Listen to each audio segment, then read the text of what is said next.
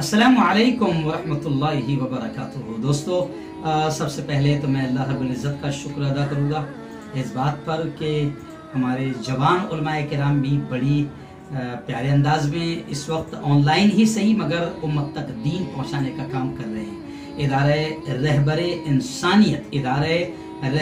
انسانیت نام سے اورنگ آباد میں جو ہمارے حفاظ کی جو علماء کی پوری ایک فعال ٹیم ہے، یہ علماء کرام کے لگاتار بیانات آپ تک پہنچا رہے ہیں اور بھی بہت پیارے پیارے کام کر رہے ہیں۔ میں آپ سے گزارش کروں گا کہ ادارہ رہبر انسانیت سے آپ جڑیں اور ان کے پروگرام سے پوری طرح فائدہ اٹھائیں۔ خدا کے دین کی خدمت کا ایک انمول ادارہ رہبر انسانیت تو سب کو پیارا ہے، ادارہ رہبر۔ السلام علیکم ورحمۃ اللہ وبرکاتہ۔ الحمد للہ رب العالمین والصلاة والسلام على سید المرسلین وعلى آلہ واصحابہ واتباعہ اجمعین، اما بعد الى یوم الدین۔ فقد قال اللہ تبارک وتعالی فی کلام المجید والفرقان الحمید، فاعوذ باللہ من الشیطان الرجیم، بسم اللہ الرحمن الرحیم، ان الصفا والمروة من شعائر اللہ، فمن حج البیت او اعتمر فلا جناح علیہ ان یطوف بہما، صدق اللہ العظیم۔ ناظرین اکرام، ادارہ رہبر انسانیت اورنگ آباد میں آپ تمام کا استقبال ہے۔ ناظرین، جیسا کہ آپ سب جانتے ہیں کہ ادارہ رہبر انسانیت اورنگ آباد کی جانب سے ایک نئی پہل کی گئی ہے۔ ذی الحجہ کے عنوان سے 10 روزہ ایک پروگرام رکھا گیا ہے۔ جیسا کہ آپ جانتے ہیں کہ پوری دنیا ایک وبا کی چپیٹ میں ہے، ایک وبا کی لپیٹ میں ہے، پوری دنیا ایک وبا میں ہے، لیکن اس وقت میں اسلام کا پیغام ہر گھر تک پہنچانے کی ذمہ داری ادارہ رہبر انسانیت نے اپنے کندھے پر اٹھا رکھی ہے۔ ادارہ رہبر انسانیت پہلے ہی دن سے یہ کام کرنے کی کوشش کر رہا ہے کہ ہر گھر میں اسلام کی دین کی دعوت جائے، اور اسی کی مناسبت سے الحمدللہ ثم الحمدللہ آپ لوگوں کو بتاتے ہوئے بڑی خوشی ہو رہی ہے کہ آج کا یہ ادارہ رہبر انسانیت اورنگ آباد کا 6واں دن ہے پروگرام کا، اور آپ تمام کا شکریہ، آپ تمام لوگ جو ہمارے اس پروگرام کو سن رہے ہیں۔ ناظرین اکرام، جیسا کہ آپ سب جانتے ہیں کہ ہر چیز کا آغاز تلاوت کلام اللہ سے کیا جاتا ہے۔ آج کی اس بزم کا آغاز بھی ہم تلاوت کلام اللہ سے کرتے ہیں۔ جب سوچتے ہیں کہ تلاوت کلام اللہ سے اس بزم کا آغاز کریں تو ہمارے ذہن میں ایک قاری خوش الحان آتے ہیں جن کا نام حافظ ساجد حسان صاحب اشاعتی دامت برکاتہم، رکن تحفظ دین میڈیا سروسز اورنگ آباد ہیں۔ میں حافظ صاحب کو اس شعر کے ساتھ دعوت دیتا ہوں کہ شرافت کے اصولوں سے بغاوت کرنے لگتے ہیں، شرافت کے اصولوں سے بغاوت کرنے لگتے ہیں، پڑھے لکھے بھی محفل میں شرارت کرنے لگتے ہیں، کتابیں اور بھی اتری ہیں لیکن میرے قرآن کی، کتابیں اور بھی اتری ہیں لیکن میرے قرآن کی یہ خوبی ہے کہ اندھے بھی تلاوت کرنے لگتے ہیں۔ جناب قاری ساجد حسان صاحب اشاعتی آپ کے سامنے تلاوت کلام اللہ پیش کریں گے۔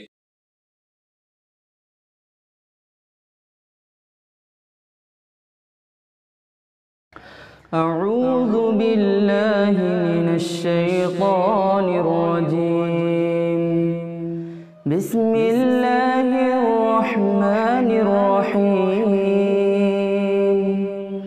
لا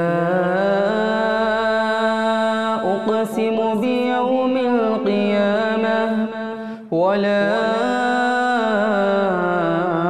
اقسم بالنفس اللوامہ، أيحسب الإنسان أن لن نجمع عظامه بلى قادرين على أن نسوي بنانه بل يريد الإنسان ليفجر أمامه يسأل أيان يوم القيامة فإذا برق البصر وخسف القمر وجمع الشمس والقمر يقول الإنسان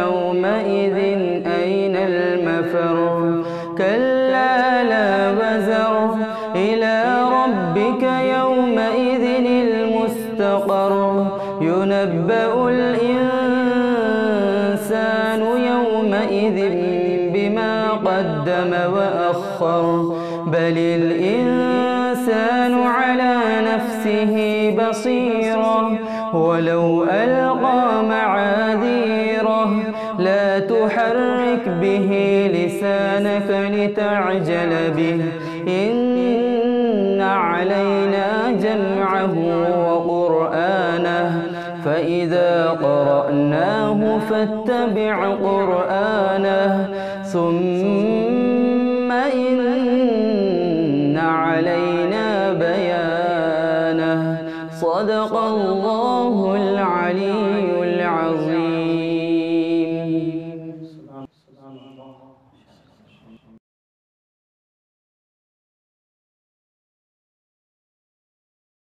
ماشاءاللہ یہ تھے قاری ساجد حسان صاحب اشاعتی جو ہم تمام کے سامنے قرآن پاک کی تلاوت پیش کر رہے تھے.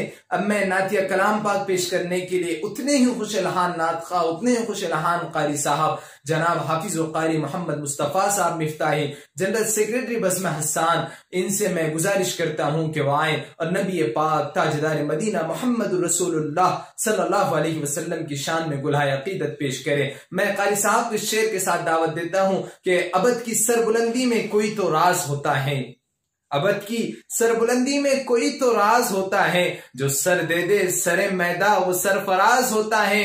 اور جہاں پر ختم ہوتی ہیں حدود عقل انسانی، جہاں پر ختم ہوتی ہیں حدود عقل انسانی، وہاں سے مصطفیٰ کی شان کا آغاز ہوتا ہے، وہاں سے مصطفیٰ کی شان کا آغاز ہوتا ہے. جناب حافظ و قاری محمد مصطفیٰ صاحب مفتاحی.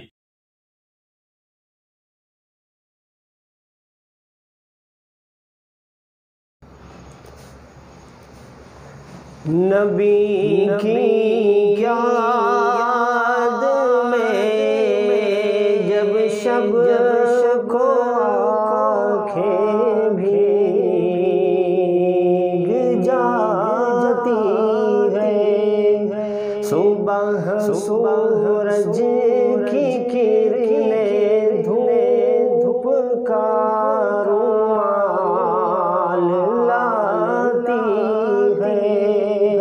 نبی کی یاد میں جب شب کو آنکھیں بھیگ جاتی ہیں، ہمارے دل کے آئینے میں ان کا عکس ہے روشن، ہمارے دل کے آئینے میں ان کا عکس ہے روشن، ہماری دھڑکنیں بھی ان کے دم سے جگمگاتی ہیں، ہماری دھڑکنیں بھی ان کے دم سے جگمگاتی ہیں. نبی کی یاد میں جب شب کو آنکھیں بھیگ جاتی ہیں. عرب میں آپ کی آمد سے اتنی ہو گئی تصدیق، عرب میں آپ کی آمد سے اتنی ہو گئی تصدیق،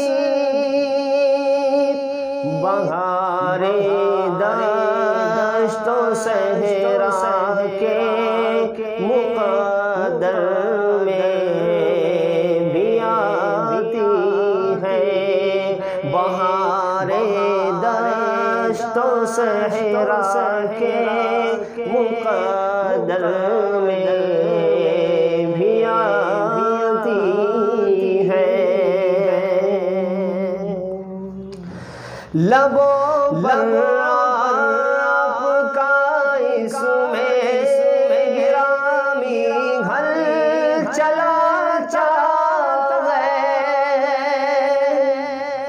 لبوں پر آپ کا اسم گرامی ہل چلا دماغ و قلب میں پرنور فصل لہلاتی ہے، دماغ و قلب میں پرنور فصل لہلاتی ہے، نبی کی یاد میں جب شب کو آنکھیں بھیگ جاتی ہے، صبح سورج کی کرنیں دھوپ کا رومال لاتی ہے، جہاں میں مصطفیٰ کے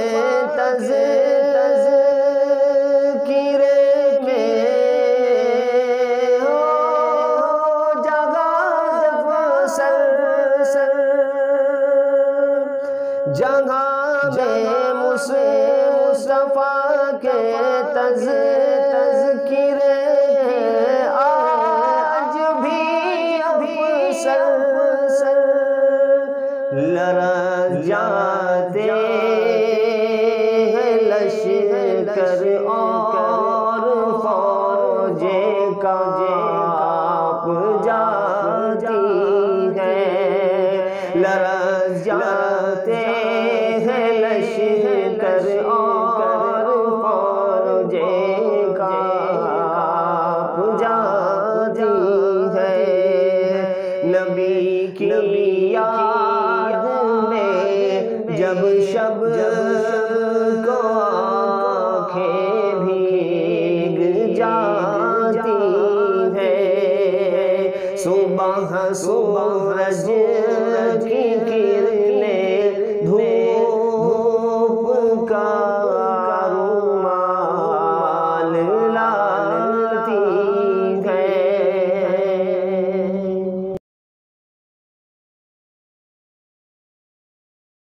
ناظرین، تلاوت کلام اللہ اور نعتیہ کلام کے بعد میں اب اپنے اصل موضوع کی طرف آتا ہوں۔ جیسا کہ آپ سب لوگ جانتے ہیں کہ ہم تمام کی آن بان شان، ہم سب کی چہیتے وائرل نیوز لائیو کے ڈائریکٹر اور جمعیت علماء ہند جلگاؤں کے صدر محترم مفتی ہارون ندوی صاحب کو ہم تمام لوگ سننے جا رہے ہیں۔ حضرت کا تعارف کے لیے الفاظ کم ہیں، حضرت اتنی بڑی شخصیت ہے، حضرت اپنے آپ میں ایک شاعر ہیں، ایک نعت خواہ ہیں، ایک قاری قرآن ہے، ایک عالم دین ہے، ایک مفسر قرآن ہے، ایک مفتی ہیں، حضرت ایک بے باک جرنلسٹ بھی ہیں، حضرت نے جرنلسٹ میں بھی اپنا بول بالا کیا ہے، ماشاءاللہ الحمدللہ ثم الحمدللہ۔ انشاءاللہ کچھ ہی دنوں میں حضرت 1 ملین سبسکرائبر کے پاس بھی پہنچ جائیں گے۔ حضرت نے ایک بہت بڑا عظیم بیڑا اپنے کندھوں پر اٹھایا ہے اور جھوٹی میڈیا کو فاش کرنے کے لیے حضرت نے اپنا خود کا ایک نیوز کھولا ہے، اپنا ایک خود کا اسٹوڈیو کھولا ہے اور جس کا فیض پوری دنیا میں عام ہے۔ میں بلا کسی تاخیر و تمہید کے ساتھ آپ تمام کے سامنے مقرر شعلہ بیان حضرت مولانا مفتی محمد ہارون صاحب ندوی دامت برکاتہم علینا، صدر جمعیت علماء محرون جلگاؤ، وہ ڈائریکٹر وائرل نیوز لائیو جلگاؤ سے درخواست کرتا ہوں کہ حضرت آئیں اور حضرت ابراہیم علی نبینا علیہ السلام و حضرت اسماعیل علی نبینا علیہ السلام کی سیرت پر ہم تمام حضرات کے سامنے روشنی ڈالے۔ جزاک اللہ۔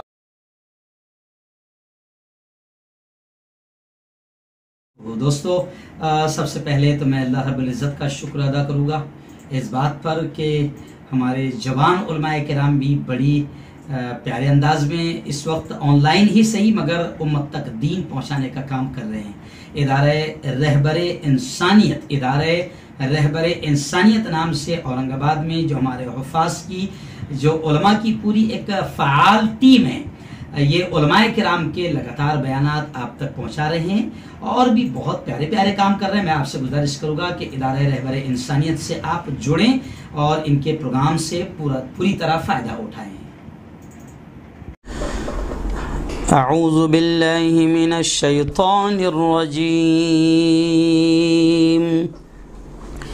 بسم الله الرحمن الرحيم.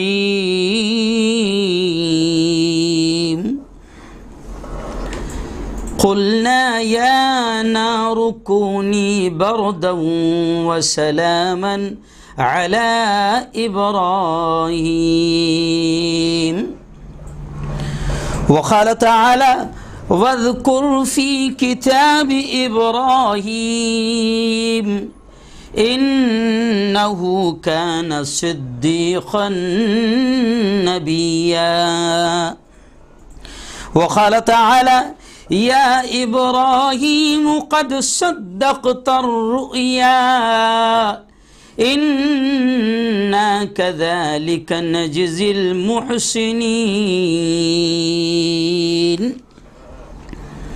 صدق الله العظيم. اللهم صل على محمد وعلى آل محمد كما صليت على إبراهيم وعلى آل إبراهيم إنك حميد مجيد. اللهم بارك على محمد وعلى آل محمد كما باركت على إبراهيم وعلى آل إبراهيم إنك حميد مجيد. آج بھی ہو جو براہیم سیما پیدا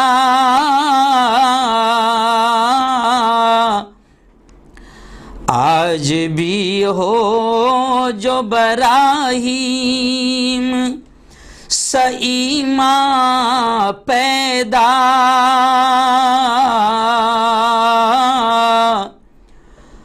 آگ کر سکتی ہے انداز گلستاں پیدا. صدق اللہ العظیم وصدق رسولہ النبی الکریم. میرے بہت ہی قابل احترام نوجوان دوستوں، بزرگوں، ساتھیوں اور میری پردہ نشین ماؤں اور بہنوں، آج کی ہماری جو تقریر ہے، لائیو جو بیان ہے، اس کا عنوان ہے کہ حضرت ابراہیم، سیدنا حضرت ابراہیم علیہ السلام کی داستان، ان کی حیات، ان کی زندگی.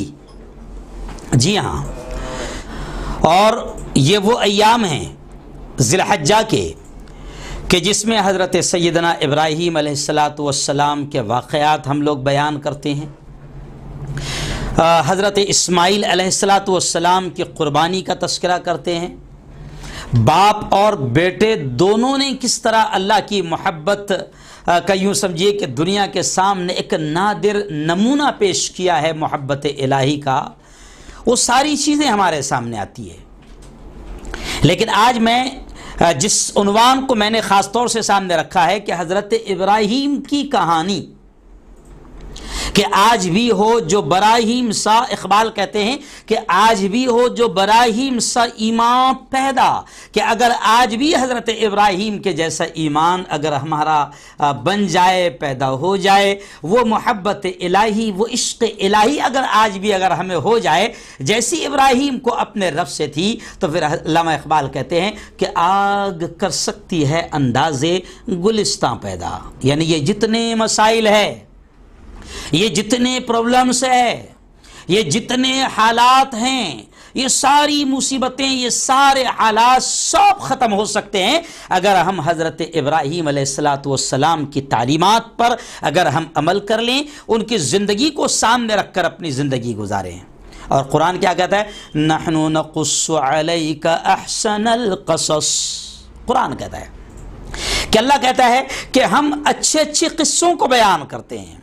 انبیاء کرام کی زندگی اللہ نے سامنے رکھا، حضرت موسیٰ کے واقعات سامنے رکھا، حضرت لوط کے واقعات سامنے رکھا، حضرت ایوب کے واقعات سامنے رکھا، حضرت یونس کے واقعات سامنے رکھا، حضرت اسماعیل کے واقعات سامنے رکھا، حضرت ہاجرہ کے واقعات سامنے رکھا، صحابہ کرام کے واقعات کو سامنے رکھا، اللہ کے محبوب نبی پیارے آقا محمد مصطفیٰ صلی اللہ علیہ وسلم کے واقعات کو سامنے رکھا، حضرت ابراہیم جن کی زندگی کو آج ہم سن رہے ہیں۔ مقصد صرف اور صرف یہ ہے کہ اللہ چاہتا ہے کہ یہ انسان انبیاء کرام کی زندگی کو سنے اور ان کی زندگی کو سمجھ کر اللہ کی ذات پر کیسا ایمان ہونا چاہیے اس کو پیدا کریں۔ آئیے آج میں حضرت ابراہیم کی کہانی سناتا ہوں کہ ابراہیم کو اللہ نے خلیل کہا۔ خلیل کے معنی ہوتے ہیں جگری یار، جگری دوست۔ جی قرآن میں اللہ کہتا ہے کہ واتخذ ابراہیم خلیلا، کہ اللہ نے ابراہیم کو دوست بنایا، خلیل بنایا۔ تو آج میں نے خاص طور سے یہ عنوان رکھا ہوں کہ دیکھو اللہ نے ابراہیم کو خلیل کہا، اللہ نے ابراہیم کو صدیق النبیہ، اللہ نے کہا کہ ذرا ذکر کرو کتاب میں ابراہیم کا کہ وہ ہمارا سچا نبی تھا۔ جی ہاں، اور قرآن پاک میں ابراہیم کی زندگی کے واقعات کی جھلکیاں بیان کی گئی ہے کہ وہ ایسا نبی تھا کہ اگر حکم دیا جا رہا ہے خواب میں کہ اپنے بیٹے کو ذبح کر دے، ابراہیم بیٹے کو ذبح کرنے کو تیار۔ حکم ہو رہا ہے کہ اپنی بیوی اور بچے کو بیابان جنگل میں مکہ کی وادیوں میں چھوڑ دے، ابراہیم چھوڑنے کو تیار۔ تو خیر میں آگے بتاؤں گا، لیکن اللہ نے ابراہیم کو خلیل کہا، ابراہیم کو یار کہا، ابراہیم کو دوست کہا۔ تو میرے بھائی میں اکثر اس بات کو کہتا ہوں کہ جب ہم کسی کو دنیا میں اپنا دوست بناتے ہیں یا ہم کسی کو اپنے قریب کرتے ہیں یا ہم کسی کو چاہتے ہیں یا ہم کسی سے کوئی رشتہ یا کوئی تعلق قائم کرتے ہیں تو ہمارا معاملہ یہ ہے جناب کہ ہم اچھی طرح سے، حضرت انسان کا معاملہ یہ ہے کہ اچھی طرح سے ٹھوک بجا کر دیکھ لیتا ہے کہ دوستی کے لائق ہے یا نہیں ہے، قریب کرنے کے لائق ہے یا نہیں ہے، یاری کرنے کے لائق ہے یا نہیں ہے۔ جی ہاں، کبھی کبھی ہم کسی کو بزنس میں، کاروبار میں پارٹنر بنانا چاہتے ہیں تو ہم اس کو بھی ٹھوک بجا کر دیکھتے ہیں کہ بھئی پارٹنر بنانے کے لائق ہے یا نہیں ہے۔ اگر کسی کے یہاں سے ہم رشتہ لینا چاہتے ہیں یا کسی کو اپنی بیٹی دینا چاہتے ہیں، کوئی رشتہ کرنا چاہتے ہیں تو ہم ہر طرح سے چیک کر لیتے ہیں، باہر سے بھی چیک کرتے، ذرا تھوڑا چیک کرنا باہر سے خبر ہے کہ نہیں اس لائق ہے۔ تو میں اکثر کہتا ہوں کہ جب ہم کسی کو یار بناتے ہیں، ہم کسی کو دوست بناتے ہیں تو اچھی طرح سے ٹھوک بجا کر دیکھ لیتے ہیں۔ تو جب ابراہیم کو اللہ نے دوست بنایا، ابراہیم کو اللہ نے یار بنایا، ابراہیم کو اللہ نے خلیل بنایا تو ایسے نہیں بنایا ہے بلکہ ہر طرح سے اللہ نے حضرت ابراہیم کو آزمایا، ہر طرح سے آزمایا۔ قرآن پاک میں الفاظ ہیں، قرآن پاک کی آیت ہے وَإِذِ ابْتَلَىٰ إِبْرَاهِيمَ رَبُّهُ بِكَلِمَاتٍ فَأَتَمَّهُنَّ۔ قرآن کی آیت ہے کہ اللہ کہتا ہے کہ ہم نے ابراہیم کو آزمایا، ابراہیم کا امتحان لیا، فَأَتَمَّهُنَّ، جب ابراہیم کو آزمایا، جس وقت ابراہیم کو آزمایا، اللہ کہتا ہے فَأَتَمَّهُنَّ، وہ تمام امتحانات میں، وہ تمام آزمائشوں میں ابراہیم پورا اترا۔ جی ابراہیم، اللہ کہتا ہے کہ جب میں نے ابراہیم کو آزمایا، میرے خلیل کو، میرے یار کو، تو اللہ کہتا ہے کہ ابراہیم ہر آزمائش میں پورا اترا۔ جی ہاں، آئیے میں تذکرہ کرتا ہوں، حافظ عبد الرحیم صاحب، آئیے ہم تذکرہ کرتے ہیں کہ حضرت ابراہیم خلیل اللہ کی آزمائش کیسے ہوئی۔ اگر میں بچپن سے بات شروع کروں تو وہیں سے آپ کو سمجھ میں آئے گا کہ اللہ نے اپنے خلیل، اپنے یار، اپنے دوست، اپنے جگری کی آزمائش بچپن ہی سے لی۔ اور وہ کیسے لی جناب؟ کہ سب سے پہلے آزمائش تو یہ کہ اللہ نے ابراہیم کو، اپنے خلیل کو، اپنے یار کو جو پیدا کیا وہ کفر والے گھرانے میں پیدا کیا، باپ کافر، جی ہاں، پورا خاندان کافر، اور پورے خاندان کا جناب، پورے خاندان کا بزنس کیا ہے معلوم؟ تجارت کیا ہے؟ ہول سیلر ہے، ریٹیلر ہے، ڈیلر ہے، کائے کے؟ بتوں کے۔ پورا خاندان بت بناتا ہے، بت تراشتا ہے، مٹی سے بت بناتا ہے، بت تراشتا ہے، اور پورے علاقے میں بتوں کا ہول سیلر، ڈیلر، ریٹیلر خاندان اگر کسی کا ہے تو وہ خود حضرت ابراہیم کا خاندان ہے۔ اب باپ کافر، یہ پہلی آزمائش۔ آپ سمجھ سکتے ہیں کہ اگر وقت کے نبی کو پیدا کیا گیا ہے جو توحید کا پجاری ہے، جو توحید کا علمبردار ہے، جو ایک اللہ کا ماننے والا ہے، جو یہ بات کا ماننے والا ہے کہ ساری قدرت، سارے پاور صرف اور صرف ایک اللہ کے ہاتھ میں ہے، زندگی، موت، نفع، نقصان سب ایک اللہ کے ہاتھ میں۔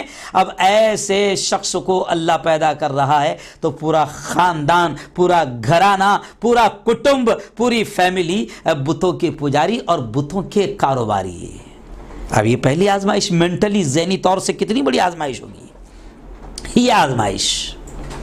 جی ہاں، پھر یہی نہیں، میں آگے پورا واقعہ سناؤں گا، صرف اشارہ کر رہا ہوں کہ پہلے آزمائش کیسے ہوئی ہے ابراہیم کی۔ دوست ایسے نہیں بنایا گیا۔ جی ہاں، ہم تو جناب تھوڑی سی تکلیف آ جاتی ہے، تھوڑا سا لاک ڈاؤن لگ گیا اور کاروبار ختم ہو گئے تو جناب ہم تو پورے ٹینشن میں آ گئے ہیں۔ جی ہاں، پورا علاقہ کفر میں ڈوبا ہوا ہے۔ ابراہیم کو پیدا کیا گیا پورے اس گھرانے میں جو کفر کے بیوپاری ہے، بتوں کی جن کی تجارت ہے۔ اور پھر یہی نہیں، جب تھوڑے بڑے ہوتے ہیں اور قوم کو سمجھانے کی کوشش کرتے ہیں، پھر ایک آزمائش ہوتی ہے کہ آگ میں ڈالا جاتا ہے۔ جی، اب آپ ذرا سوچیں، میں آگے اس کی تفصیل کروں گا کہ آگ میں ڈالا جاتا ہے، یہ ایک الگ آزمائش، سوچ بھی نہیں سکتے ہم لوگ۔ اور آگ بھی ایسی کہ جس کے بارے میں آتا ہے کہ آگ ایسی جلائی گئی کہ اگر سینکڑوں میل اوپر اگر اس آگ کے کوئی پرندہ اڑے گا تو جل بھن کر، خاک ہو کر، راکھ ہو کر وہ نیچے آ جائے گا۔ آگ بھی ایسی، یہ بھی ایک بڑا امتحان۔ پھر یہی نہیں کہ ابراہیم کا پھر یہ امتحان کہ 87 سال کی عمر آتا ہے کہ 87 سال کی عمر، بڑے بوڑھے ہو گئے، اولاد نہیں، اور 87 سال کی عمر میں اللہ سے مانگتے ہیں ربی حب لی من الصالحین، اے اللہ مجھے اولاد نصیب فرما۔ اب آخری عمر میں اولاد ملتی ہے، 87 سال کی عمر میں اولاد ملتی ہے، اور جب وہ بچہ چلنے کے قابل ہوتا ہے، دوڑنے کے قابل ہوتا ہے، قرآن پاک نے بڑے پیارے انداز میں کہا اس بچے کے بارے میں جن کا نام اسماعیل، فلما بلغ معه السعی، کہ جب وہ دوڑنے کی عمر کو پہنچ گیا۔ اور انسان کی فطرت ہے کہ جب بچہ بڑا ہوتا ہے اور چلنے کی عمر کو پہنچتا ہے، دوڑنے کی عمر کو پہنچتا ہے، تو انسان کی تمنائیں، انسان کی محبت بچے سے بڑی بڑھ جاتی ہے۔ انسان اس کو لگتا ہے اب میرے یہ بڑھاپے کا سہارا بنے گا، یہ میری نوٹ چھاپنے کی مشین بنے گا، اور یہ میرا سہارا بنے گا۔ انسان کی تمنائیں بڑھنے لگتی ہے، بچے سے محبت بڑھ جاتی ہے۔ اب بچہ چلنے اور دوڑنے کے قابل ہوا تو فوراً اللہ نے حکم دے دیا کہ ابراہیم اپنے اس اولاد کو، وہ بھی خواب میں حکم دیا کہ ابراہیم اپنے اس اولاد کو میرے نام پر ذبح کر دو۔ تو خیر ابھی تو میں بتا رہا ہوں کہ یہ بھی ایک بڑی آزمائش، ذبح کر دو۔ اور جب یہ بچہ پیدا ہوا تو اس وقت ایک اور آزمائش ہوئی تھی کہ بیوی اور بچہ، دودھ پیتا بچہ ہے، اور اللہ نے حکم دے دیا، مکہ گئے، اور مکہ کے تعلق سے آپ جانتے ہیں کہ قرآن نے کہا کہ غیر ذی زر، پورا چٹیل میدان، کوئی وہاں پر انسانی زندگی گزارنے کا کوئی سامان نہیں، کوئی سویدھا نہیں، اور وہاں پر اللہ ابراہیم سے کہہ رہا ہے کہ یہاں پر اپنے دودھ پیتے بچے کو چھوڑ دو، اپنی بیوی کو چھوڑ دو، چلے جاؤ یہاں سے واپس۔ سوچ بھی نہیں سکتے جناب، اگر ہماری اولاد مرتی ہے، جی ہاں، اگر اولاد بچپن میں مر جائے تو آپ دیکھیے کہ ماں کتنا بلکتی ہے، روتی ہے، تڑپتی ہے، اور کبھی کبھی تو عورتیں کہتی ہے کہ ہم تو اتنے نیک ہیں، ہم نے تو کبھی کسی کا کچھ بگاڑا نہیں، ہم تو ہمیشہ اپنے آپ میں رہتے ہیں، ہم نے کسی کو تکلیف نہیں دیا، ہم تو 5 وقتہ نماز بھی پڑھتے ہیں، ہم تو تہجد گزار بھی ہے، پھر اللہ ہمارے ہی بچوں کو کیوں لے رہا ہے؟ آخر یہ ہمارے ساتھ ایسا کیوں ہو رہا ہے؟ عورتیں بھی فوراً کبھی کبھی کفر والے ایسے الفاظ جس سے اللہ ناراض ہو، ایسے الفاظ کہنے لگ جاتی ہے۔ اب یہاں ابراہیم کو آزمایا گیا، قرآن کہتا ہے ایسا آزمایا گیا، ان ھذا لہو البلاء المبین۔ اللہ خود کہہ رہا ہے کہ زبردست قسم کی آزمائش اللہ نے لیا۔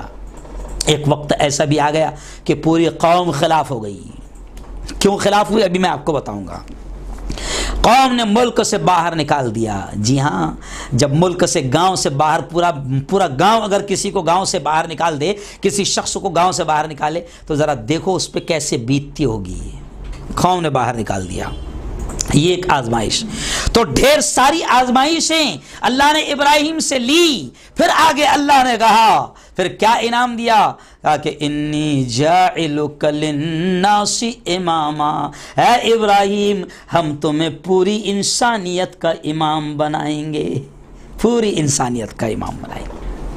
تو ڈھیر سارے واقعات ہیں. آئیے میں ان کی پیدائش سے بات شروع کرتا ہوں کہ حضرت ابراہیم جس ملک میں پیدا ہو رہے ہیں اس کے تعلق سے کہا جاتا ہے کہ وہ ملک شام سے قریب ایک شہر تھا، شہر بابل. بابل بھی کہا جاتا ہے، بابل بھی کہا جاتا ہے، بابل بھی کہا جاتا ہے، شہر بابل. وہاں پر ایک بادشاہ کی حکمرانی تھی، ایک بادشاہ کی حکمرانی جو بڑا متکبر، بڑا گھمنڈ والا، بڑا متکبر، اور اس کا نام نمرود. اور ایسا ظالم بادشاہ کہ اس نے، یہ پہلا شخص تھا جس نے بادشاہت کا تاج پہنا تھا اور پوری جنتا کو بتایا تھا. اور اللہ نے اس کو بادشاہت بھی ہفت اقلیم کی، پوری دنیا کی بادشاہت دی تھی. کہا جاتا ہے کہ 4 ایسے لوگ گزرے ہیں جنہوں نے پوری دنیا پر حکومت کی ہے. اس میں 2 مسلمان اور 2 کافر، جس میں مسلمانوں میں 2 جیسے حضرت سلیمان اور سکندر ذوالقرنین، اور کافروں میں یہ نمرود اور غالباً بخت نصر، یہ 2 کافر. تو یہ نمرود بھی پوری دنیا پر اس کی بادشاہت تھی اور اس نے بادشاہت کا تاج پہنا تھا. اور پوری دنیا کے تمام انسانوں کو اس وقت اس نے بتایا تھا کہ میں ہی خدا ہوں، میری پوجا کرو، میری پرستش کرو. یہاں تک کہ واقعات میں ملتا ہے کہ اس نے شہر کے دروازوں پر باقاعدہ انٹری پر اس کے خود کے بڑے بڑے پتلے بنا کر رکھا تھا. جو بھی شہر میں انٹری کرتا تھا تو پہلے اسے نمرود کے سامنے سجدہ کرنا پڑتا تھا، جھکنا پڑتا تھا. اور ایسا سسٹم بنا کر رکھا تھا کہ اگر کوئی نہ جھکے تو پھر پوری گھنٹیاں بن جائیں گی، جیسے الارم بج جاتے ہیں. تو سب لوگ اس کی پوجا کرتے تھے. جی اب اس نمرود نے پیدائش کا واقعہ بھی حضرت ابراہیم خلیل اللہ کا بڑا عجیب ہے کہ جب اس نمرود بادشاہ نے، جو بڑا ظالم، بڑا متکبر ہے، اس نے ایک رات میں خواب دیکھا. خواب کیا دیکھا؟ خواب اس نے یہ دیکھا کہ ایک ستارہ ہے جو چمک رہا ہے، اور اس کی چمک، اس کی روشنی اتنی زبردست ہے کہ اس کی چمک اور اس کی روشنی کے سامنے سورج اور چاند کی روشنی بھی ماند پڑ جا رہی ہے، پھیکی پڑ جا رہی ہے. یہ اس نے خواب دیکھا. اب آتا ہے کہ اس کے محل میں، اس کے آس پاس بڑے بڑے نجومی، بڑے بڑے جادوگر، بڑے بڑے بابا، یہ سب ساتھ رہتے تھے. وزیر، منتری سب ساتھ رہتے تھے، MLA، ودھایک، ممبر پارلیمنٹ. بڑی فوج تھی اس کی. جب اس نے خواب دیکھا، بڑا عجیب و غریب کہ ایک ستارہ نمودار ہوا، ایک ستارہ چمکا جس کی روشنی سورج اور چاند سے بھی زیادہ ہے، پھیکی پڑ جا رہی ہے سورج کی روشنی اس کے سامنے. تو اس نے فوراً اپنے نجومیوں سے یہ بات کہا کہ میں نے ایسا خواب دیکھا ہے. نجومیوں سے کہا کہ بتاؤ اس کی تعبیر کیا ہے. تو سارے نجومیوں نے یہ کہا کہ تیری سلطنت میں اس سال ایک ایسا بچہ پیدا ہوگا جو تیری حکومت کا خاتمہ کرے گا، جو تیری بادشاہت کا خاتمہ کرے گا. تیری سلطنت میں ایک ایسا بچہ پیدا ہوگا. تو جناب تاریخ میں آتا ہے کہ پھر نمرود نے معاملہ یہ کیا کہ جتنی عورتیں حاملہ تھیں ان کے حمل گروائے، یہاں تک کہ مردوں کو حکم دے دیا کہ عورتوں سے ان کو الگ کر دیا جائے اور اس سال کوئی اپنی بیوی کے قریب بھی نہیں جائے گا.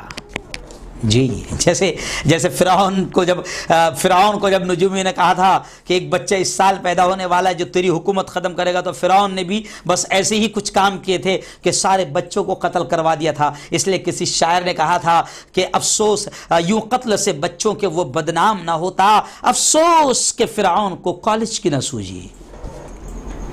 تب نمرود نے بھی یہ حکم دے دیا. لیکن جب کہتے ہیں نا اللہ کو کسی کو ختم کرنا ہے، اور جب اللہ ہی پلان بنا رہا ہے، جیسے میں کہتا ہوں کہ یہ ظالم، یہ قاتل جو آج اسلام کے دشمن بنے ہوئے ہیں، مسلمانوں کے دشمن بنے ہوئے ہیں، ایمان والوں کے دشمن بنے ہوئے ہیں، یہ کتنے ہی پلان بنائیں، یہ کتنے بھی منصوبے بنائیں، قرآن کیا کہتا ہے؟ وَمَكَرُوا وَمَكَرَ اللَّهُ وَاللَّهُ خَيْرُ الْمَاكِرِينَ. کہ قرآن کہتا ہے یہ پلان بناتے ہیں، یہ منصوبے بناتے ہیں، لیکن سب سے بہتر پلانر، سب سے بہتر پلان بنانے والا کون ہے؟ وہ اللہ ہے۔ تب نمرود نے بھی پلان بنایا کہ نجومیوں نے کہا کہ اس سال ایک ایسا بچہ پیدا ہوگا جو تیری بادشاہت، تیری حکومت ختم کرے گا۔ تو نمرود نے بھی پلان بنایا کہ کوئی بچہ ہی پیدا نہ ہونے پائے، لیکن اللہ کو تو پیدا کرنا تھا۔ تو تاریخ میں آتا ہے کہ حضرت ابراہیم کی ماں اور حضرت ابراہیم کے باپ کو اللہ رب العزت نے ملایا۔ وہ ایک لمبا واقعہ، میں وہ واقعے میں نہیں جاؤں گا۔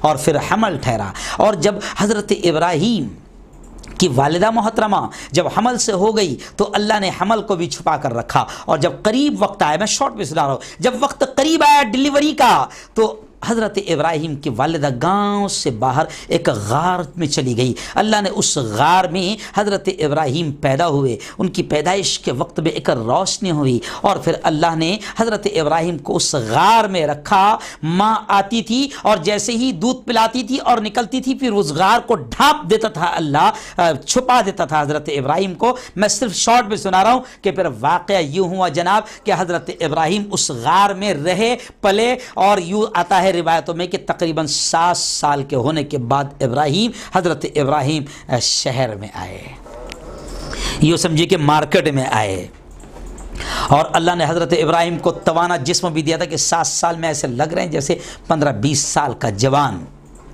حضرت ابراہیم جب شہر میں آئے تو دیکھا کہ ماں، چچا، بڑے باپ، پھپھا، پورا خاندان، پوری فیملی وہ بت پرستی میں لگی ہوئی ہے۔ اور قرآن کہتا ہے کہ اللہ کہتا ہے کہ ہم نے تو حضرت ابراہیم کو پہلے ہی سے عقل سلیم دی تھی۔ حضرت ابراہیم نے جب دیکھا کہ ماں بھی بت پرستی میں لگی ہوئی ہے، باپ بھی بت پرستی میں لگا ہے، پورا خاندان اپنے ہاتھوں سے مٹی سے بنا رہا ہے بتوں کو اور اس کی پرستش کر رہا ہے، تو حضرت ابراہیم خلیل اللہ نے سب سے پہلے ماں سے کہا، امی جان، امی جان، امی جان، میرا رب کون ہے؟ مجھے کون پالتا ہے؟ تو کہا کہ تیرا باپ۔ کہا کہ تمہارا رب کون ہے؟ کہا کہ تیرا باپ۔ کہا کہ میرے باپ کا مربی کون ہے؟ تو کہا کہ وہ نمرود۔ حضرت ابراہیم نے جب چھوٹے تھے اسی وقت ماں کو کہا کہ امی جان یہ بڑی غلط بات ہے، یہ نمرود کو آپ بادشاہ مانتے ہو۔ باپ کو بھی سمجھایا، پورے خاندان، میں شارٹ میں سنا رہا ہوں کیونکہ وقت ختم ہو جاتا ہے، آدھا گھنٹہ پورتا ہی نہیں ہے، آدھا گھنٹے میں سمجھ میں نہیں آتا ہے کہ کیا کریں۔ تو خیر، اب باپ کو بھی سمجھاتے ہیں، ماں کو بھی سمجھاتے ہیں، پورے خاندان کو سمجھاتے ہیں، یہاں تک کہ پوری قوم کو سمجھاتے ہیں کہ دیکھو یہ نمرود کو تم بادشاہ مانتے ہو، یہ نمرود تو بڑا عجیب ہے، یہ تو سوتا بھی ہے، یہ تو کھاتا بھی ہے جی، تو جو سو جائے وہ خدا کہاں سے؟ جو کھائے پیے اور جو دوسروں کی ضرورت سے کم ہوتا ہے جو، وہ خدا کہاں سے؟ یہاں تک کہ قرآن اشارہ کرتا ہے کہ حضرت ابراہیم نے ایک مرتبہ قوم کو سمجھانے کے لیے بھی کہا کہ دیکھو یہ میں ستارہ دیکھ رہا ہوں جو بڑا چمکدار ہے، ایسا لگتا ہے کہ یہ بہت چمک رہا ہے، یہ خدا ہے۔ پھر تھوڑی دیر کے بعد میں چاند، 14ویں کا چاند جب آتا ہے تو ستارہ غائب، تو ابراہیم کہتے ہیں ایسا لگتا ہے اوہو یہ سب سے بڑا روشن ہوا ہے، ہو سکتا ہے یہ سب سے بڑا ہے، یہ خدا ہے۔ پھر رات کے بعد جب صبح ہوتی ہے، میں جلدی جلدی سنا رہا ہوں، صبح ہوتی ہے تو پھر سورج نمودار ہوتا ہے، تو ابراہیم کہتے ہیں قوم کو اچھا یہ ہو سکتا ہے شاید یہ رب ہو۔ لیکن جب رات ہونے کے قریب آتی ہے، سورج بھی غائب ہو جاتا ہے، حضرت ابراہیم قوم کو سمجھاتے ہیں کہ جو ڈوب دے، جو نکلے اور ڈوب جائے، جو ختم ہو جائے، جو مان پڑ جائے، وہ کہاں سے خدا ہو سکتا ہے؟ خدا تو وہ ہے جو ہمارا پیدا کرنے والا ہے، خدا تو وہ ہے جو کسی کا محتاج نہیں۔ اور نمرود کو جس کو تم خدا مانتے ہو یہ تو سوتا بھی ہے، اور قرآن نے جیسے خدا کی تعریف میں کہا نا آیت الکرسی میں، خدا کون ہے؟ اللہ لا الہ الا هو الحی القیوم، کہ خدا تو وہ ہے جو ہمیشہ ہمیشہ زندہ رہنے والا ہے، باقی رہنے والا ہے۔ لا تأخذہ سنۃ ولا نوم، نہ اس کو اونگ آتی ہے نہ اس کو نیند آتی ہے، تو یہ خدا ہے۔ اب ابراہیم سب کو سمجھا رہے ہیں، باپ کو بھی سمجھا رہے ہیں، باپ بھی کہتا ہے بھائی یہ باتیں تو کرنا بند کر دے ورنہ ہمارا بھی جینا مشکل ہو جائے گا، ہمارا بھی جینا مشکل ہو جائے گا۔ خیر آخر شارٹ میں آپ کو سنا رہا ہوں کہ ابراہیم کی زندگی کا اگلا واقعہ کہ آگ میں جو ڈالا گیا تو کیوں ڈالا گیا۔ اب ابراہیم قوم کو سمجھاتے، باپ کو سمجھاتے، قوم نہیں مانتی ہے، تو ایک مرتبہ قرآن پاک میں تذکرہ ہے کہ ابراہیم کہتے ٹھیک ہے ایک مرتبہ سبق تو سکھانا پڑے گا۔ بتانا تو پڑے گا۔ سمجھانے کا بڑا عجیب و غریب اسٹائل ابراہیم اختیار کرتے ہیں۔ قوم کا معاملہ یہ تھا کہ پوری قوم ایک مرتبہ سال میں باہر جاتی تھی، میلہ مناتی تھی، کچھ دن وہاں رہتی تھی۔ جیسے آج کل آپ نے دیکھا ہوگا یہ جترا وہ جترا، یہ یاترا وہ یاترا، یہ میلہ وہ میلہ، ایسے میلے ٹھیلے اس وقت بھی لگتے تھے۔ تو حضرت ابراہیم نے دیکھا کہ قوم جب جا رہی ہے تو حضرت ابراہیم نہیں گئے۔ لمبا چوڑا واقعہ قرآن میں بھی ہے، حضرت ابراہیم نہیں گئے، اور جب قوم چلی گئی تو قوم کا ایک ہال تھا، اس میں سارے بت رکھے ہوئے تھے۔ آپ کو معلوم ہے کہ جو بتوں کو مانتے ہیں تو سب الگ الگ بتوں کو مانتے ہیں۔ اگر اولاد نہیں ہو رہی تو اس کا الگ خدا ہے، اس کے پاس جاؤ، بھیا اولاد نہیں ہو رہی کچھ کر، بارش نہیں ہو رہی تو بارش برسانے والا الگ ہے، اس کا الگ ہے، اس کا الگ ہے، سارے الگ الگ ٹینشن کے الگ الگ خدا رہتے ہیں۔ تب ابراہیم نے دیکھا کہ قوم چلی گئی تو ابراہیم نے ہاتھ میں کلہاڑی لیا اور سیدھا اس بت خانے میں پہنچ گئے جہاں سارے خدا سارے بت رکھے ہوئے تھے، اس بت خانے میں پہنچ گئے اور پھر سیدھا کلاڑی اٹھایا اور دنا دن چلانا شروع کر دیا۔ کسی کا ہاتھ توڑ ڈالا، کسی کا پاؤں توڑ دیا، کسی کی ناک توڑ دی، کسی کی گردن توڑ دی، کسی کا بدن توڑ دیا، کسی کو چوڑا چوڑا کر دیا، پوری طریقے سے توڑ دیا۔ اور جو کلاڑی تھی، وہ جو بڑا بت تھا سب میں بڑا، اس کو نہیں توڑا، اس کے گلے میں کلاڑی رکھ دیا۔ اب سارے توڑ کر گھر پر لوٹ گئے۔ مولانا ابو الحسن علی ندوی رحمۃ اللہ علیہ میرے استاد محترم نے قصص النبیین، نبیوں کے قصے جو کتاب ہے اس میں بڑا پیارا سبق لکھا ہے۔ اس کی ہیڈ لائن یہ ہے، من کسر الاصنام، بتوں کو کون توڑا، بتوں کو کس نے توڑا، یہ سبق ہے۔ اب بتوں کو توڑ دیا۔ اب قوم جب آئی اور انہوں نے دیکھا کہ بتوں کا اتنا برا حال، سارے ہمارے خدا جو ہے، کسی کا پاؤں غائب، کسی کی ٹانگ غائب، کسی کی ناک غائب، کسی کا دھڑ غائب، کسی کی گردن غائب۔ اب بڑی آگ بگولا ہو گئی۔ جی ہاں، بڑی آگ بگولا ہو گئی۔ آگ بگولا ہونے کے بعد میں مشورے میں یہ بات آئی کہ بھیا ابراہیم ہے جو بتوں کو ہمارے برا بھلا کہتا ہے، یہ کام ہو سکتا ہے اس نے ہی کیا ہوگا۔ اب خلاصہ میں سنا رہا ہوں کہ پھر مشورہ ہوا، اور مشورے میں نمرود بھی حاضر، اور نمرود پورے جاہو جلال کے ساتھ مشورے میں یہ طے پایا کہ ایک دن بیٹھک ہوگی اور پورا شہر، پورا گاؤں، پورا علاقہ جمع ہوگا اور ابراہیم کو بلایا جائے گا۔ خیر پورا علاقہ جمع ہوا، نمرود بھی پورے جاہو جلال کے ساتھ، پوری قوم بھی بڑے غصے میں تھی۔ آپ دیکھو کہ اگر ایسا کوئی واقعہ ہوتا ہے تو بڑے غصے میں رہتی ہے قوم، تو پوری قوم بڑے غصے میں تھی۔ حضرت ابراہیم کو پیش کیا گیا، حضرت ابراہیم آئے اور بڑے اطمینان سے، اس کو کیا جرت ہوگی، کیا بے باکی ہوگی، کیا ڈیرنگ ہوگی، قوم کو دعوت دینے کا یہ طریقہ بھی اپنایا۔ توحید کی دعوت کے ایک ہی اللہ سب کچھ ہے، یہ بت کچھ نہیں کر سکتے ہیں۔ جی ہاں، ابراہیم پہلے بھی لوگوں کو سمجھاتے تھے کہ دیکھو یہ بت جو ہے جس کو تم مانتے ہو، ان کے سامنے تم کھانا رکھتے ہو، ان کے سامنے تم کھوپرا رکھتے ہو، ان کے سامنے تم مٹھائیاں رکھتے ہو، ان کے سامنے سے چوہا لے کے بھاگتا ہے، یہ اپنے کھوپرے کو بچا نہیں سکتے، اپنے کھانے کو بچا نہیں سکتے، اپنے پیڑے کو بچا نہیں سکتے، تو یہ تمہیں کیا کھلائے گی، یہ تمہیں کیا بچائے گی۔ ابراہیم الگ الگ اسٹائل میں سمجھاتے تھے، اب یہ الگ ہی اسٹائل سے سمجھایا۔ اب جیسے ہی حاضر ہوئے تو قوم نے کہا کہ ابراہیم تم نے یہ کام کیا ہے۔ ابراہیم نے کہا کہ نہیں میں نے نہیں کیا، چلو انہی سے پوچھ لیتے ہیں، انہی سے پوچھ لیتے جو بڑا ہے۔ قوم جاتی ہے، قوم کے ساتھ جاتے ہیں، اور قوم جب دیکھتی ہے بتوں کے سامنے کھڑے رہتے ہیں کہ بڑے کے گلے میں کلاڑی ہے، تو خود بڑے کے پاس جاتے ہیں اور قوم کے سامنے پوچھتے ہیں کہ بتاؤ ان کا یہ حال کس نے کیا۔ ہو سکتا ہے بڑے کی بات نہیں مانے ہوں گے تو بڑے نے سب کو دے دیا، بتاؤ یہ حال کس نے کیا۔ پھر سب سے پوچھتے، بتا تیرا کان کس نے توڑا، تیری گردن کس نے توڑا، تیری آنکھیں کس نے پھوڑا۔ کوئی بولنے کو تیار نہیں۔ ابراہیم پوچھتے رہتے ہیں، قوم بڑی غصے میں آتی ہے اور کہتے ابراہیم تم کو معلوم ہے کہ یہ سن نہیں سکتے، یہ بول نہیں سکتے ہیں، اور تم ان سے پوچھ رہے ہو۔ تو حضرت ابراہیم کہتے یہی تو چیز میں تم کو سمجھا رہا ہوں کئی سالوں سے کہ جو سن نہیں سکتے ان کو دکھڑا سناتے کیوں ہو، جو بول نہیں سکتے ان کے سامنے جا کر ان کی پوجا کیوں کرتے ہو، ان کے سامنے اپنا مسئلہ کیوں رکھتے ہو، اور یہ تمہارے ہاتھوں کے بنائے ہوئے ہیں، اپنے ہاتھوں سے تم مٹی سے بنا رہے ہو، گارا کہاں کا، مٹی کہاں کی، نالی کا پانی، کیسا پانی، اور پھر اس کو تم اپنے ہاتھوں سے بنا کر اس کو بھگوان، اس کو خدا مانتے ہو، ان کے سامنے اپنی تکلیفیں رکھتے ہو۔ خیر قوم بڑی آگ بگولا ہو گئی، اور پھر قوم نے مشورہ دیا، کسی نے کہا اس کو کاٹ دو، کسی نے کہا ٹکڑے ٹکڑے کر دو، کسی نے کہا اس کو جلا دو۔ تو خلاصہ یہ ہے کہ پھر نمرود نے حکم دیا کہ آگ جلائی جائے، آگ جلائی جائے، اور پھر خطرناک آگ جلائی گئی۔ آگ اتنے خطرناک کہ اس کے قریب کوئی جا نہیں سکتا تھا، اوپر سے اگر پرندہ اڑے تو پرندہ جل کر گر جائے۔ اب مسئلہ یہ کہ آگ جب تیار ہو گئی، روایتوں میں ملتا ہے کہ 2 سال تک کے خطرناک آگ جلائی، لکڑیاں جمع کیا اور آگ جلائی۔ اب آگ جب جل گئی تو اب ڈالے گا کون، قریب جائے گا کون، قریب جائے گا کون؟ تو آتا ہے روایتوں میں ملتا ہے، علماء کے بیانات میں سنا ہے کہ شیطان نے ان کو مشورہ دیا کہ منجنیق بناؤ، جسے ہم اپنی زبان میں گلیل بولے گے، جو بولے گے، اور اس سے دور سے ایسا پھینک دو ابراہیم کو۔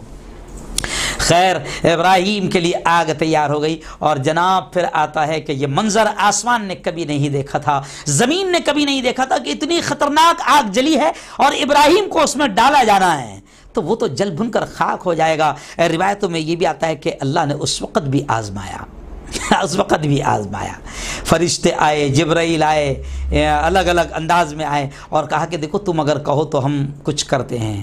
ابراہیم کہتے ہیں کہ دیکھو رب جلیل کو یہ سب پورا حال معلوم ہے، وہ دیکھ رہا ہے، اس کے علم میں، تو کہاں رب جلیل کو ساری چیزیں معلوم ہیں۔ تو ابراہیم کہتے ہیں کہ جب جلیل کو معلوم ہے تو پھر خلیل کو کوئی پرواہ نہیں ہے، یار کو، دوست کو کوئی پرواہ نہیں۔ جب جلیل کو معلوم ہے، رب ذوالجلال کو، رب جلیل کو معلوم ہے، تو پھر وہ خلیل کو کوئی پرواہ نہیں، خلیل امتحان دینے کے لیے تیار ہے۔ خیر پھر شارٹ میں سنا رہا ہوں کہ آگ میں ابراہیم کو پھینکا گیا تو جناب اب قوم تو یہ سمجھ رہی تھی کہ پوری طریقے سے جل بھن کر خاک ہو جائے گی، ہڈیاں بھی دیکھی نہیں جائے گی۔ روایتوں میں آتا ہے کہ ابراہیم کو پھینک دیا گیا اور 40 دن تک کے روایتوں میں آتا ہے کہ ابراہیم اس آگ میں رہے۔ جیسے ہی ابراہیم کو آگ میں پھینکا گیا، اللہ نے آزما لیا اپنے بندے کو کہ کسی کی مدد لینے کو تیار نہیں سوائے اللہ کے، کہ اگر اللہ دیکھ رہا ہے، اللہ کو میرے حال کا علم ہے، تو پھر مجھے کسی کی مدد لینے کی ضرورت نہیں، وہ جو کرے گا وہ کرے گا۔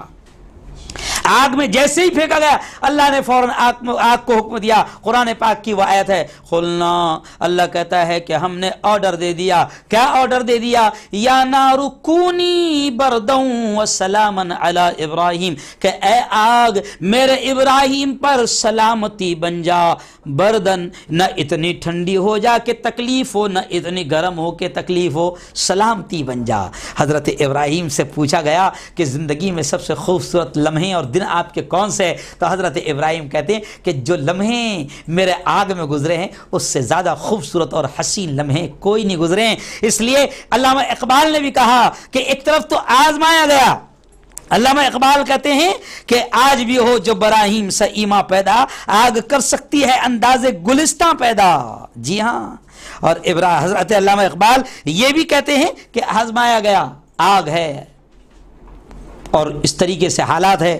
اقبال رحمۃ اللہ علیہ نے پورا شعر کہا ہے کہ آگ ہے، اس طریقے کہ عشق کچھ اور کہتا ہے۔ تو اقبال کہتے ہیں کہ بے خطر کود پڑا آتش نمرود میں عشق، عقل ہے محو تماشائے لب بام ابھی، کہ عقل کچھ کہتی ہے کہ بھیا برا حال ہونے والا ہے، مان جا، لیکن یہاں تو عشق ہے، یہاں تو رب سے محبت ہے، تیار ہے آگ میں جانے کے لیے۔ آخر اللہ نے آگ کو حکم دے دیا کہ اے آگ تو ٹھنڈی ہو جا۔ تو یہ ڈھیر سارے امتحانات اللہ نے حضرت ابراہیم سے لیے ہیں، جی ڈھیر سارے امتحانات اللہ نے حضرت ابراہیم سے لیے ہیں۔ پھر جا کر کہا انی جاعلک للناس اماما، کہ اے ابراہیم ہم تمہیں پوری انسانیت کا امام بنائیں گے۔ جی پھر اللہ نے کیسی محبت کا صلہ دیا۔ ایک تو یہ بندے نے بھی محبت اور عشق کی جتنی قربانیاں ہو سکتی تھی ہم تو تصور بھی نہیں کر سکتے جناب، تصور بھی نہیں کر سکتے ہیں۔ عشق اسے کہتے ہیں، ہم سوچ بھی نہیں سکتے ہیں ہمارا حال۔ یہ آج ہم نے ابراہیم کا واقعہ اس لیے بھی سنا ہے کہ آج لوگ پریشان ہیں۔ اچھا ہماری پریشانی کیا زیادہ سے زیادہ؟ 4 مہینے ہو گئے، لاک ڈاؤن ہے، دکان بند ہے، کاروبار بند ہے۔ ارے بھائی دکان بند ہے، کاروبار بند ہے، سب کچھ ہے، لیکن ذرا سچے دل سے دیکھو، سوچو کہ اللہ کھلا رہا ہے کہ نہیں، اللہ پلا رہا ہے کہ نہیں۔ 4 مہینے سے دکان پر نہیں گیا مگر چولہا تو جل رہا ہے کہ نہیں۔ تو ایسی ڈھیر ساری مصیبتیں، اور حضرت ابراہیم کا واقعہ سنانے کا مقصد بھی یہ ہے کہ یہ جتنے بھی حالات آج چل رہے ہیں، اگر ابراہیم کی زندگی کو پڑھو، انبیاء کی زندگی کو پڑھو، ان کی مصیبتوں، ان کی آزمائشوں کو پڑھو کہ اللہ نے اپنے خلیل کو کتنا آزمایا ہے، تو پھر تسلی پیدا ہوتی ہے۔ اور یہ بھی یاد رکھو کہ جو جتنا قریب ہوتا ہے اتنا آزمایا جاتا ہے. اور وہ بھی یہ بھی یاد رکھو قرآن کیا کہتا ہے, لا یکلف اللہ نفسا الا وسعها, کہ اللہ کسی پر بھی اتنا ہی بوجھ ڈالتا ہے جتنا اس کے اٹھانے کی طاقت ہو, اتنا بوجھ نہیں ڈالتا جتنا اس کی طاقت اٹھانے کی نہ ہو. تو اللہ بھی لیول کے حساب سے آزماتا ہے. اپنا لیول سب سے نچلا ہے, سب سے گھٹیا لیول ہے. اگر تھوڑی سی مصیبت آ جائے تو باولے باتیں کرنے لگ جاتے, اللہ کو کوسنے لگ جائیں گے. میں اتنا نیک, میں اتنا نمازی, میں اتنا تہجد گزار, اور مصیبتیں میرے پہ آ رہی.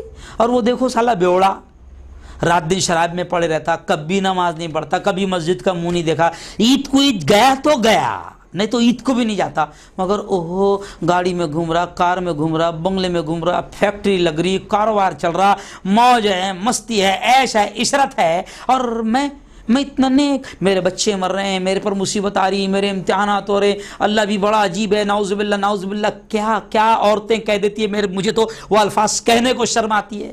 تو میرے بھائی اللہ بھی لیول کے حساب سے آزماتا ہے. اب ابراہیم خلیل ہے, ابراہیم خلیل ہے, دوست ہے. یار اللہ کہہ رہا ہے کہ میرا دوست ہے. تو جب اللہ نے ابراہیم کو دوست بنایا تو پھر اسی لیول کی آزمائش بھی لی. اپنے ہاتھوں سے بیٹے کو ذبح کروایا.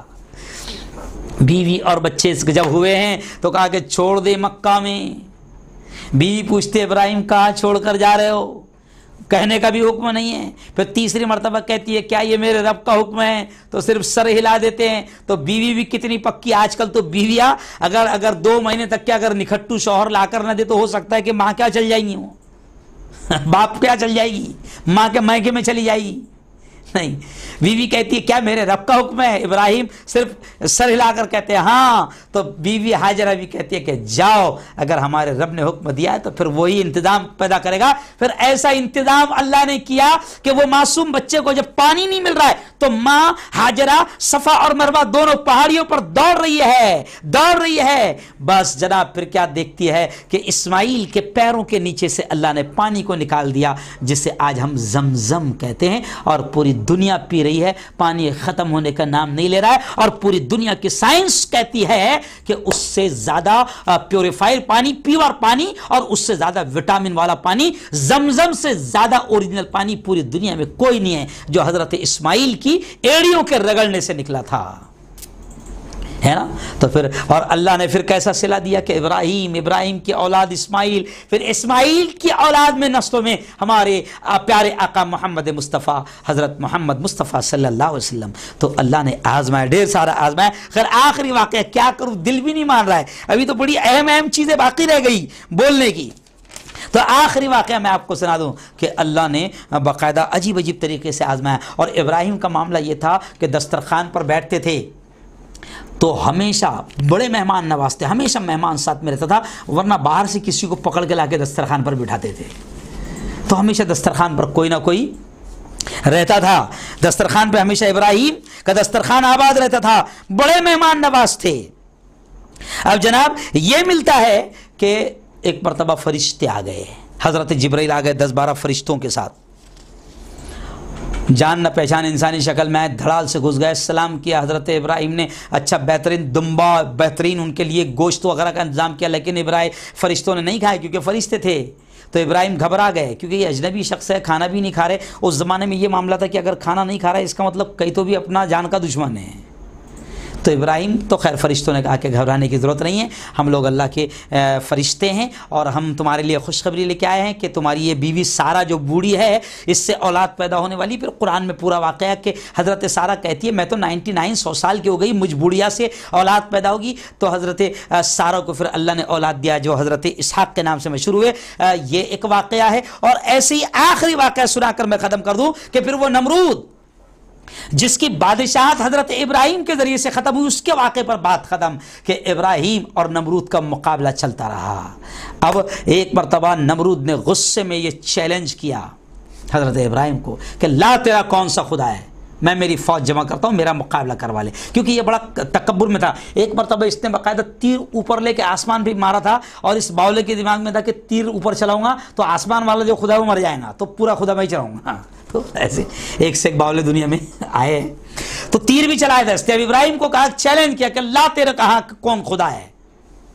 تو خیر شارٹ یہ کہ ایک دن اس نے پوری فوج جمع کر لیا اور اونچے گھر پر کھڑے رہ کر چلا کر چیلنج کیا کہ لا تیرا خدا کون سا ہے، میرا مقابلہ کر کے دکھاؤ۔ تو اللہ نے مچھروں کی فوج بھیجا۔ اللہ کائے سے بھی کام لے لیتا۔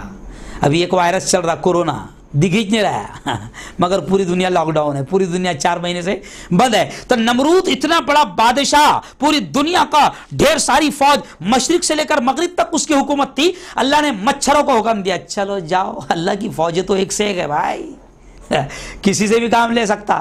ابھی ٹڈیاں آ رہی لکھنؤ میں، راجستھان میں، جے پور میں، بنگلور میں، کہاں کہاں ٹڈیاں۔ اللہ نے مچھروں کو بھیجا، جاؤ چلو۔ مچھر آئے اور اتنا برا حال کیا اس کی پوری فوج کا کہ کھا گئے مچھر۔ اور ایک لنگڑا مچھر آتا ہے کہ نمرود کی ناک میں گھس گیا، ناک سے گھس کے سیدھا دماغ میں پہنچ گیا۔ اب دیکھو آخری بات کہ ناک میں گھس گیا لنگڑا مچھر، وہ بھی صحیح مچھر نہیں، وہ بھی لنگڑا تھا، روایت میں آتا ہے لنگڑا مچھر ناک میں گھسا دماغ تک کے پہنچ گیا۔ اب وہ دماغ میں جا کے مچھر ہے، مچھر چین سے بیٹھے گا؟ چین سے بیٹھتا نہیں تھا، وہاں اندر جا کے کل کل کرتا تھا، اندر جا کے کل کل کرتا تھا۔ جیسے اندر اس نے کل کل کرا کہ اس کو تکلیف ہوتی تھی تو اس کا علاج یہ تھا کہ وہ اپنے آدمیوں کو کہتا تھا سر پہ جوتا مارو میرے۔ اتنا بڑا بادشاہ اللہ سر پر جوتا مروا رہا ہے۔ آدمی اٹھاتے تھے جوتا مارتے تھے، جیسی جوتے کا ٹھپ پڑا کہ وہ مچھر خاموش بیٹھ جاتا تھا اندر ہی اندر، خاموش ایک دم۔ اب پھر جیسے جوتے بنے ہوئے، پھر تھوڑی دیر کے بعد میں کل کل کل کل کل ٹان ٹان ٹک ٹک ٹک ٹک ٹک ٹک، پھر نمرود بولتا مارو جوتا۔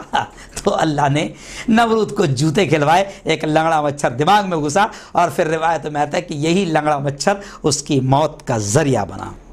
تو خیر ابراہیم خلیل اللہ کی کہانی بڑی لمبی چوڑی ہے، میں تفصیل بھی نہیں کروایا، بڑی اچھی اچھی باتیں ابھی باقی رہ گئی۔ قربانی کتنی زبردست ہوئی، ابراہیم کو یہاں پر بھی آزمایا گیا۔ پھر ابراہیم اور اسماعیل باپ اور بیٹے، اللہ کے حکم پر بیٹا کٹنے کو تیار، اور باپ سوچو ذرا، تصور کرو کہ اپنے ہاتھ سے باپ کو کاٹنا ہے اور باپ کاٹنے کو تیار۔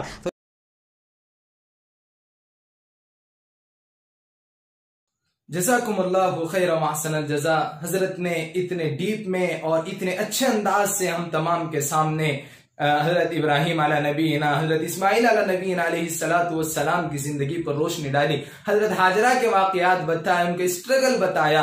میں حضرت کا تہ دل سے شکریہ ادا کرتا ہوں۔ ادارہ رہبر انسانیت اورنگ آباد، بزم حسان، بزم رسالت اور NG میڈیا سروسز کی طرف سے حضرت کا تہ دل سے استقبال کرتا ہوں کہ آپ نے آپ کا قیمتی وقت دیا ہم تمام کے لیے، آپ یہاں پر آئیں۔ اور میں تمام لائیو دیکھنے والے حضرات سے درخواست کرتا ہوں کہ ہمارے اس چینل کو ضرور سبسکرائب کریں، لائک کریں اور دوسروں تک بھی شیئر کریں تاکہ وہ لوگ بھی اس کو دیکھ سکے۔ بہت بہت شکریہ۔ فجزاکم اللہ خیرا و احسن الجزا۔ ادارہ رہبر انسانیت تو سب کو پیارا